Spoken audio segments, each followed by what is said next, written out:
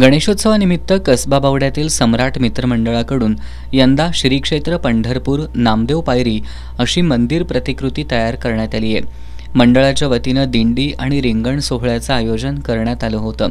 या सोहळ्यात बावड्यातील सुमारे 200 वारकरी सहभागी झाले होते। शुक्रवारी सायंकाळी 6च्या सुमारास चव्हाण गल्लीतून दिंडीला सुरुवात झाली। त्यानंतर दिंडी कसबा बावड्याच्या मुख्य रस्त्यावरून तुकाराम महाराज मंडप आणि ज्ञानेश्वर महाराज मंडप इथं थांबली। यावेळी डोक्यावर तुळशी वृंदावन घेऊन महिला मोठ्या संख्येनं सहभागी झाल्या होत्या। टाळ मृदंग आणि हरिनामाच्या गजरानं मुख्य रस्त्यावरील वातावरण भक्तिमय झालं होतं। रिंगण सोहळ्यातील उंट, घोडे, वारकरी, पालखी आणि विविध वेशभूषा केलेले बालकांची दिंडी लक्षवेधी ठरली।